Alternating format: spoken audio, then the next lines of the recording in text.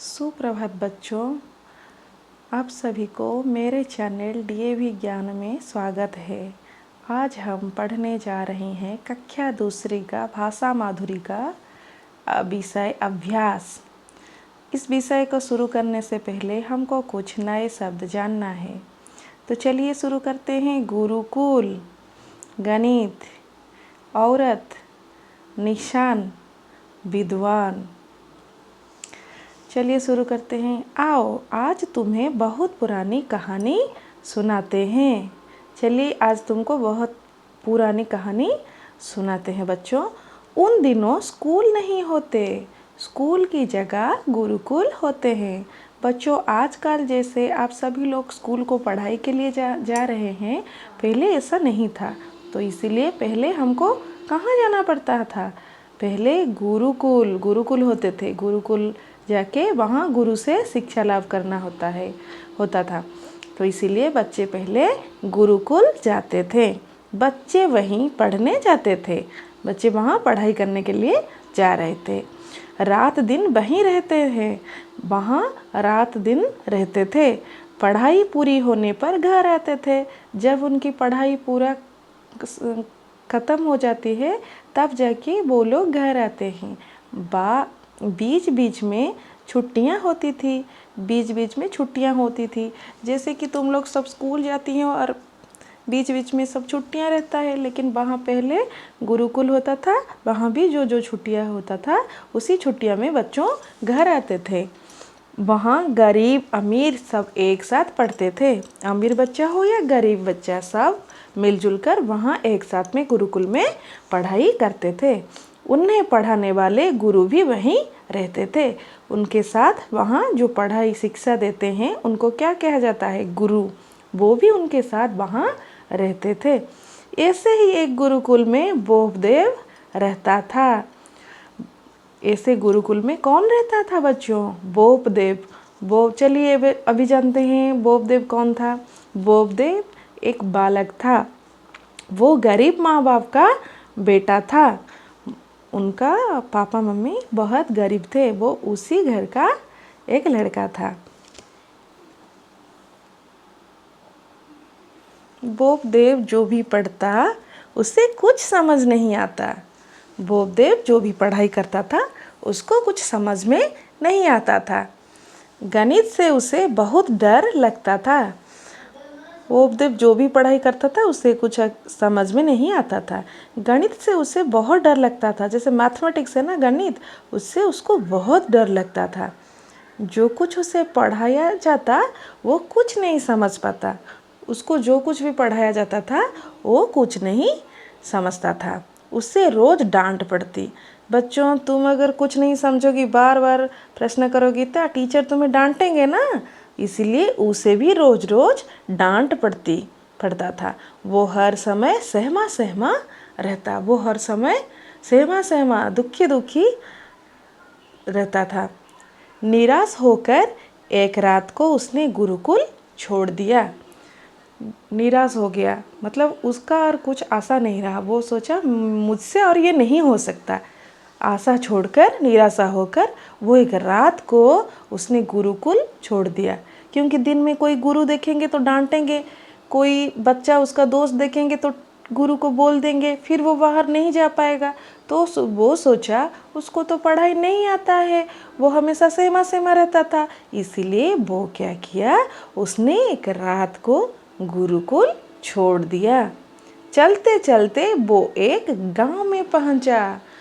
वो चलते चलते एक गांव में पहुंच गया। सुबह हो चुकी थी। तब तक सुबह हो चुकी थी। गांव के कुएं पर औरतें पानी भर रही थी। गांव के कुएं पर औरतें पानी भर रही थी। उसने कुएं पर जाकर एक औरत से पानी मांगा। उसको बहुत जोर से प्यास लग रही थी। वो देखा एक औरत पानी भर रही है कुएं के पास, तो इसलिए वो जाकर उससे पानी मांगा। क्या मांगा बच्चों? पानी मांगा। औरत ने कुएं में बाल्टी डाली और पानी निकालकर उसे पिलाया। वो बाल्टी को कुएं में घुसाकर पानी निकालकर उसको बोपदेव को पानी पीने के लिए दिया। ठीक है बच्चों, उसने पानी पी लिया। बोपदेव को बहुत ज़ोर से प्यास लग रही थी, वो पानी पी लिया। पानी पीते पीते उसकी आंखें कुएं के किनारे बने निशानों पर टिक गया।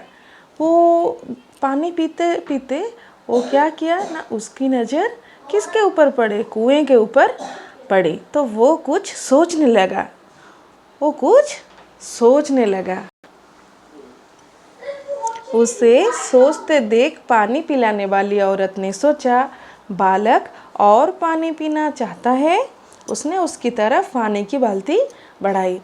जैसे वो औरत देखी बोपदेव क्या कर रहे थे, वो कुछ कुएं के ऊपर नज़र नहीं हटा रहे थे, वो कुछ सोचने लग रहे थे। तो उस औरत ने सोचा उसको शायद प्यास लग रही है और ज़ोर से, इसीलिए वो फिर से पूछे कि बालक और आपको पानी पीना है, पानी पीना चाहता है। उसने उसकी तरफ पानी की बाल्टी बढ़ा दी। बोपदेव इशारा करके बोला, इन्हें किसने बनाया है।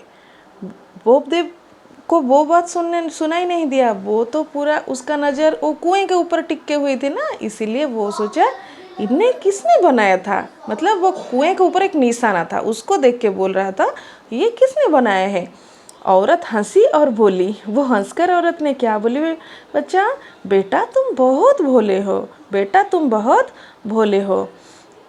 इन्हें किसी ने नहीं बनाया, इसको किसी ने नहीं बनाया है, ये तो रस्सी के निशान है।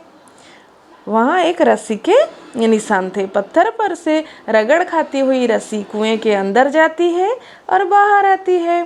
पत्थर पर रस्सी जब हम कुएं पानी से निकालते हैं ना, बाल्टी लगाकर, रस्सी नीचे जाती है बाल्टी से लगकर। अगर जब हम बाल्टी को ऊपर खींचने लगते हैं पानी भरकर, तो पानी का भरा हुआ पानी बाल्टी क्या भारी हो जाता है, इसीलिए वो रस्सी से रगड़ रगड़ कर पत्थर से एक निशान हो गया था। इसलिए वो बोली, औरत पत्थर पर से रगड़ खाती हुई रस्सी कुएं के अंदर जाती है और बाहर आती है। हजारों बार की रगड़ से ये निशान बने हैं। बार बार ये अंदर बाहर ऐसे जाके ये निशान बन गया है। ये सुनते ही वो सोचने लगा, जब रस्सी के रगड़ से पत्थर में निशान बन जाती है तो मैं बार बार के अभ्यास से अपना पाठ याद क्यों नहीं कर सकता। इसको देखकर बोपदेव को ये सोच में आ गया, वो सोच में पड़ गया कि ये जब रस्सी पत्थर इतना हार्ड है और रस्सी से पत्थर में रगड़ होने से निशान बन जाती है, तो बार बार के अभ्यास से मैं क्यों पाठ नहीं याद कर सकती। वो ये सोचने लगा, मैं अब गणित का सवाल बार बार हल करूँगा। अभी वो क्या करेगी, वो बार बार उसको पढ़ेगी। जो नहीं समझ आएगा उसका तब तक अभ्यास करूँगा जब तक वो समझ में आए। वो ऐसा सोचा कि जब तक मेरा ये नहीं हो जाता मैं तब तक इसको अभ्यास करूँगा। बोपदेव गुरुकुल में वापस लौट गया। ये सब सोचकर बोपदेव वापस गुरुकुल लौट जाता है। वो अभ्यास करने लगा। वहाँ वो फिर से ये सब पढ़ाई को बार बार पढ़ने लगा, गणित को। फिर वही बोपदेव बाद में क्या बना, बहुत बड़ा विद्वान बना। ठीक है बच्चों, इससे हम क्या सीखते हैं, अगर हम किसी चीज़ों को बार बार अभ्यास करेंगे तो हमारे लिए कोई काम मुश्किल नहीं, सब कुछ आसान हो जाएगा। तो चलिए बच्चों, आज हम प्रश्न उत्तर कार्यक्रम शुरू करते हैं। चलिए शुरू करते हैं। नंबर 1, अभ्यास। नीचे दिए गए वाक्यों के लिए हाँ या नहीं लिखिए। बच्चों, अगर ये वाक्य आपको सही लगे यहाँ हाँ और ये गलत लगे तो नहीं लिखिए। ठीक है ना बच्चों। नंबर 1 नंबर क, बोपदेव अमीर माँ बाप का बेटा था। यहाँ लिखना है नहीं, क्योंकि वो गरीब माँ बाप का बेटा था। गुरुकुल में बच्चे वहीं रहते थे। हाँ, गुरुकुल में बच्चे वहीं रहते थे। नंबर ग, बोपदेव को पढ़ना अच्छा लगता था। नहीं, बोपदेव को पढ़ना अच्छा नहीं लगता था बच्चों, इसीलिए हमको नहीं लिखना है। नंबर घ, बोपदेव गणित में बहुत होशियार था। नहीं, वो गणित में बिल्कुल भी होशियार नहीं था, उसको गणित से डर लगता था, इसीलिए हमको यहाँ लिखना है नहीं। आया नंबर ड, कुएं पर रस्सी के निशान थे। हाँ बच्चों, कुएं पर क्या था? रस्सी के निशान थे, इसलिए हमको यहाँ लिखना है हाँ। आइए नंबर 2 पर, नीचे दिए गए प्रश्नों के उत्तर एक वाक्य में दीजिए। नंबर का, स्कूल की जगह पहले क्या होते थे? बच्चों क्या होते थे बोलिए? स्कूल की जगह पहले क्या के जगह में हमको लिखना है? गुरुकुल। स्कूल की जगह पहले गुरुकुल होते थे। नंबर खा, कुएं पर रस्सी के निशान कैसे बनते हैं? कुएं पर रस्सी के निशान हजारों बार की रगड़ से कुएं पर रस्सी के निशान बनते थे। कुएं पर पानी कौन भर रही थी? बच्चों बताइए, कुएं पर पानी कौन भर रही थी? कुएं पर पानी, ये कौन के जगह में हमको लिखना है? औरत। कुएं पर पानी औरत भर रही थी। नंबर घ, पाठ याद करने के लिए बोपदेव को क्या जरूरी लगा? पाठ याद करने के लिए बोपदेव को क्या जरूरी लगा बच्चों? अभ्यास।